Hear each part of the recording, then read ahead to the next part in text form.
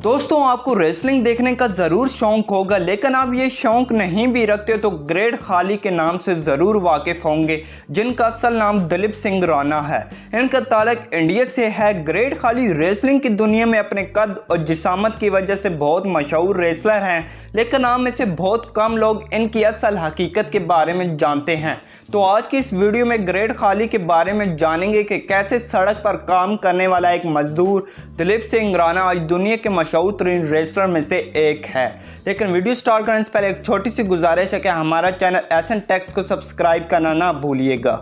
दोस्तों, खाली का ये सफ़र इंडिया के सूबे हिमाचल प्रदेश के एक छोटे से गांव धरियाना से शुरू हुआ था। ये एक इंतहाई गरीब फैमिली में पैदा हुए। इनके 6 बहन भाई और भी थे। घर का गुजारा बहुत मुश्किल से होता था। 1979 में खाली दूसरी क्लास में थे। इनके स्कूल के प्रिंसिपल खाली को हर रोज़ फीस ना अदा करने पर ताने देते थे।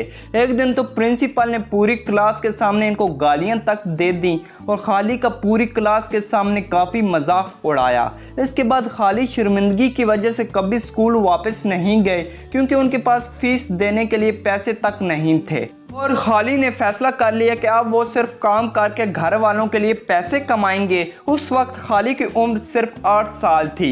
एक दिन खाली को किसी से पता चला कि उनके गांव में हुकूमत की तरफ से दरख्त उगाने की मुहिम चल रही है, जहां उनको मजदूरों की ज़रूरत है और हर मजदूर को एक दिन के सिर्फ 5 रुपए मिलेंगे। स्कूल की 2.5 रुपए फीस खाली के पास नहीं हुआ करती थी और यहाँ रोज़ाना के 5 रुपए खाली के लिए बहुत बड़ी बात थी।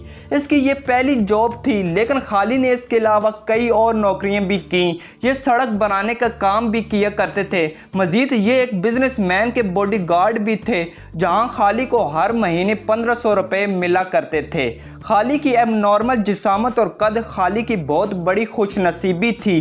खाली अपने इलाके में काफ़ी मशहूर थे। इसी बिना पर इन्हें 1993 में पुलिस की तरफ से एक नौकरी ऑफर की गई, जबकि खाली ने सिर्फ स्कूल की झलक ही देखी थी। लेकिन फिर भी खाली को उसकी जिसामत की वजह से पुलिस में एक पक्की नौकरी मिल गई। पुलिस की नौकरी के साथ साथ खाली ने बॉडी बिल्डिंग करना भी शुरू कर दी और कई मुकाबलों में हिस्सा लिया। खाली ने रेसलिंग 1998 में पहली बार देखी। उस वक्त WWE को WWF कहते थे। यहाँ से ही खाली को रेसलिंग देखने का शौक पैदा हो गया। लेकिन उस वक्त खाली को नहीं पता था कि इस रेसलिंग के पीछे पूरी स्टोरी लाइंस होती हैं। खाली को लगता था कि ये बिल्कुल रियल है और इसके दिल में WWE में जाने का शौक पैदा हो गया। इसीलिए खाली ने रेसलिंग की ट्रेनिंग लेना शुरू कर दी और बहुत जल्द इनके कद और जिसामत को देखते ही ऑल प्रो रेसलिंग एकेडमी ने खाली को अमेरिका आकर ट्रेनिंग करने की दावत दी। ये खाली के लिए बेहद मुश्किल वक्त था, क्योंकि पुलिस की पक्की नौकरी छोड़कर अमेरिका जाने का रिस्क लेना इतने मुश्किल नहीं था जितना खाली को वहां जाकर मुश्किलात का सामना करना पड़ा। इनको एक 10 फीट के कमरे में रहना पड़ा, जहां खाली के पास बेड तक नहीं था। लेकिन सबसे बड़ा मसला लैंग्वेज का था, क्योंकि खाली को इंग्लिश की ABC तक नहीं आती थी और वहाँ लोगों से बात करना इनके लिए काफ़ी मुश्किल था। लेकिन इन तमाम मुश्किलात को सहने का सिला इनको काफ़ी जल्दी मिल गया। खाली का रेसलिंग करियर अक्टूबर 2000 में शुरू हुआ, जब ऑल प्रो रेसलिंग नामी इसी एकेडमी में खाली ने जायंट सिंह के नाम से अपना पहला मैच लड़ा। इसके बाद इनको WCW यानी वर्ल्ड चैंपियनशिप रेसलिंग नामी एक बड़ी कंपनी में शामिल कर लिया गया। दोस्तों, इसी दौरान खाली के साथ एक ऐसा वाकया पेश आया जो शायद बहुत कम लोगों को पता हो। हुआ कुछ यूं, 28 मई 2001 को ऑल प्रो रेसलिंग एकेडमी में ब्रायन ओंग नामी एक रेसलर खाली के साथ मैच लड़ते हुए अपनी जान से हाथ धो बैठा। खाली ने ब्रायन ओंग को फ्लैप जैक लगाई, जिससे उसकी मौत हो गई। ब्रायन ओंग के मरते ही सारा इल्ज़ाम खाली पर आ गया और खाली के साथ रेसलिंग करने को ख़तरनाक करार दे दिया गया। दूसरे रेसलर्स ने खाली के साथ काम करने से इनकार कर दिया और उसकी ज़िंदगी बिल्कुल तब्दील हो गई। खाली को लोग कातिल कहकर बुलाने लगे, जबकि ये सिर्फ एक हादसा था। लेकिन फिर भी खाली को मैक्सिको और जापान में रेसलिंग करने का मौका मिलता रहा।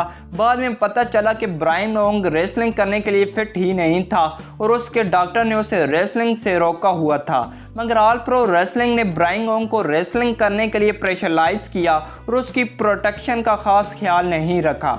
ब्रायन ओंग की फैमिली ने ऑल प्रो रेसलिंग के खिलाफ केस भी किया, जिससे उन्हें $1.3 मिलियन मिले। उसके बाद खाली को दुनिया की सबसे बड़ी कंपनी WWE ने बुला लिया। WWE के मालिक विंस केनेडी ने खाली को एक मूवी द लॉन्गेस्ट यार्ड में देखा। विंस ने इसकी जिसामत को देखकर खाली को WWE में शामिल करने का फैसला किया। दोस्तों, WWE में शामिल होते ही खाली का अंडरटेकर जैसे बड़े रेसलर के साथ मैच हुआ और उसे 10 मिनट में ही हरा दिया। इसके बाद खाली ने पीछे मुड़कर नहीं देखा और WWE की दुनिया का सबसे बड़ा नाम बन गए। दोस्तों, खाली का अब अमेरिका में बहुत बड़ा बिजनेस भी है। तो दोस्तों, आज के लिए बस इतना ही। अगर वीडियो पसंद आई हो तो हमारा चैनल एसएन टेक्स को सब्सक्राइब करना और वीडियो को लाइक करना ना भूलिएगा, क्योंकि आपका भाई हर रोज़ ऐसी इंफॉर्मेटिव वीडियोस अपलोड करता रहता है।